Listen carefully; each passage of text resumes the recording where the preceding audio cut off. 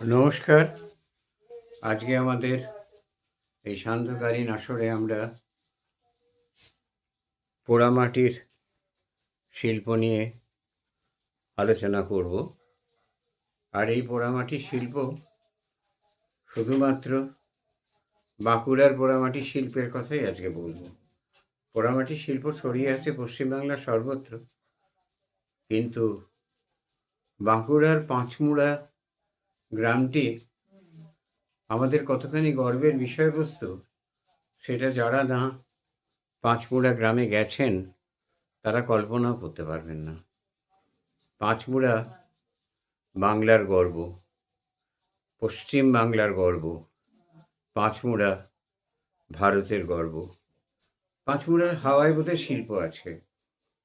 বাচ্চা বাচ্চা ছেলেমেয়েরা, 5-6 বছরের ছেলেমেয়েরাও অনায়াসে মাটি দিয়ে কাজ করে। আজকে আমরা বলবো রাঢ়বঙ্গের বাঁকুড়ার পাঁচমুড়ার ঘোড়া শিল্পের কথা। আজ বাঁকুড়ার ঘোড়া তার গঠন বৈচিত্র্যে পৃথিবীর শিল্প মানচিত্রে স্থান করে নিয়েছে। বিদেশেও পাওয়া যায়, বিদেশে পাঠানো হয়, এদেশের এম্পোরিয়ামগুলোতেও আছে। তবু শিল্পীদের তেমন উন্নতি হয়নি। মাঝখান থেকে নেপোয় মারে দই,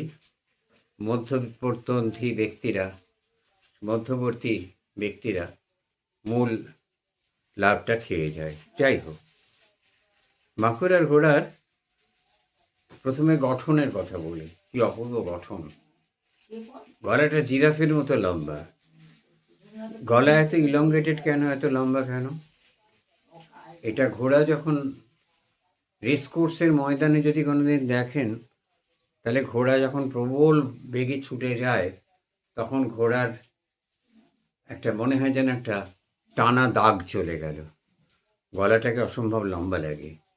সেই গলার সেই দৈর্ঘ্যটা বাঁকুড়ার শিল্পী ধরেছিলেন অসাধারণভাবে।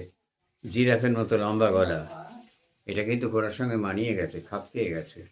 আর বাঁকুড়ার ঘোড়া একমাত্র শিল্প যা চাকে তৈরি হয়, হাত দিয়ে তৈরি হয়, হাতে এতে চাক ঘোরে। কেননা সিলিন্ড্রিক্যাল পাগুলো, সিলিন্ড্রিক্যাল বডি, চাক দিয়ে গড়ে গড়ে আলাদা করে। আপনি ঘোড়াটি হাতে নিয়ে না দেখলে বুঝতে পারবেন না যে এই ঘোড়ার প্রত্যেকটি অংশ খোলা যায়। কান খোলা যায়, ল্যাজ খোলা যায়, গলা খুলে ফেলা যায়, বডি খোলা যায়। এবং 2 রঙের হয় এই ঘোড়া। লাল হয় একটা, আর একটা হয় কালো। না, রং করা হয় না। মাটির বিশেষ উত্তাপে বিশেষ ধরনের মাটি এই রং নিয়ে আসে আমাদের কাছে। আর বিশেষ ধরনের মাটি, বাঁকুড়ার ঘোড়া টেরাকোটা শিল্পের মধ্যে পড়ে। মাটি নির্বাচনের পর এঁটেল মাটিকে ঠেসে উপযুক্ত করা হয়, প্রয়োজনে বালি মিশিয়ে নেওয়া হয়। চাকা ঘুরে চাক শিল্পীর হাতে স্পর্শে একে একে তৈরি হয়ে ওঠে 5-8টি। গলা, মুখ ও ধর, লেজ, কান আলাদা করে লাগাবার ব্যবস্থা থাকে। শুরু হয় অলংকার দিয়ে সাজাবার পালা। মাটি দিয়েই বাঁকুড়ার ঘোড়ার রং প্রস্তুত করা হয়। এই রং দু রকমের হয়। লাল, আগেই বলেছি, লাল কালো। রং তৈরির উপযোগী যে মাটি আলাদা করে পাওয়া যায়, সে মাটি ভিজিয়ে রাখা হয় কলসিতে, বালি মিশ্রিত তলানি অংশ ছেঁকে ফেলে দেয়া হয়।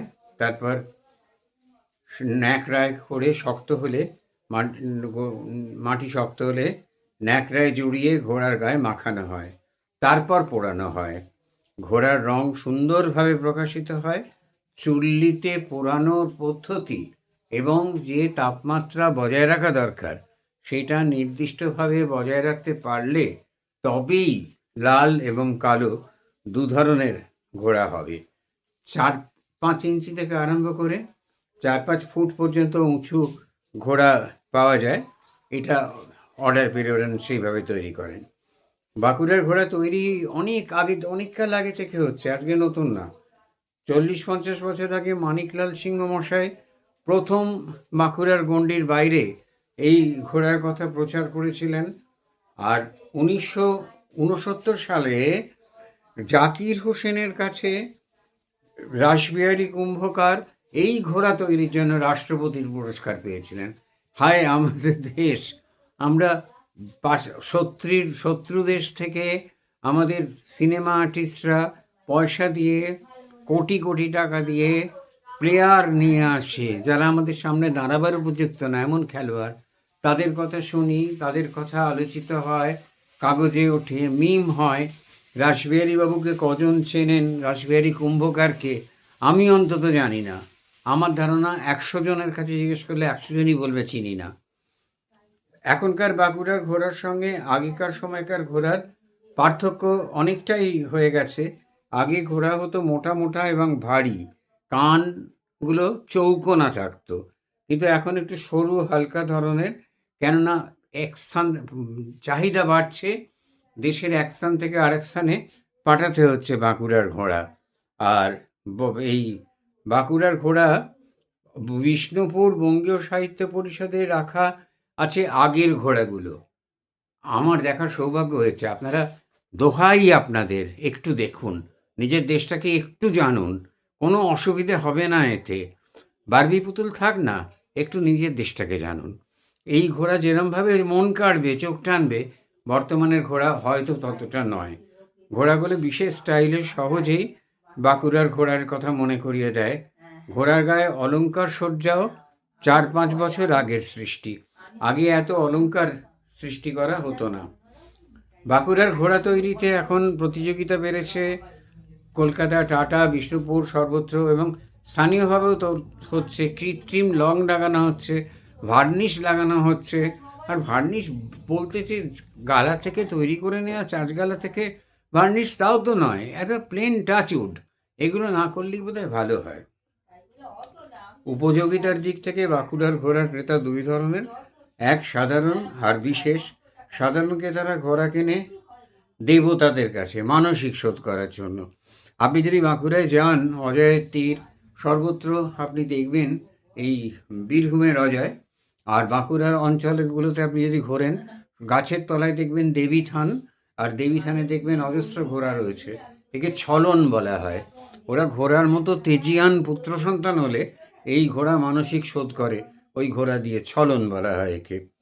আর ঘোড়া করে, আর কিছু ঘোড়া কেনে লোকে ঘর সাজানো, উপহার দেয়া। প্রসঙ্গক্রমে আমাদের আরেকটা কথাও বলে দেওয়া উচিত যে মাটির ঘোড়ার ভঙ্গুরতার সমস্যার জন্যে গত কয়েক বছর ধরে কাঠের ঘোড়া হচ্ছে। না, আমার ভালো লাগেনি। আমি লোকশিল্পের ন্যূনতম সংগ্রাহক। সামান্য 2-1টা সংগ্রহ আমার কাছে আছে। কুমোরটুলির 1 পয়সার পুতুলও আছে। কিন্তু আমার মাটির জিনিস মাটি দিয়ে তৈরি করাই বোধহয় ভালো। আর কাঠের ঘোড়ার দাম অত্যন্ত বেশি। কাঠের ঘোড়া অপেক্ষাকৃত শিল্প গুণান্বিত মাটির ঘোড়ার জনপ্রিয়তার, কিন্তু অপেক্ষাকৃত শিল্প গুণান্বিত মাটির ঘোড়ার শিল্পগুণ অনেক বেশি, এবং তার আদর কাঠের ঘোড়ার থেকে নিঃসন্দেহে বেশি।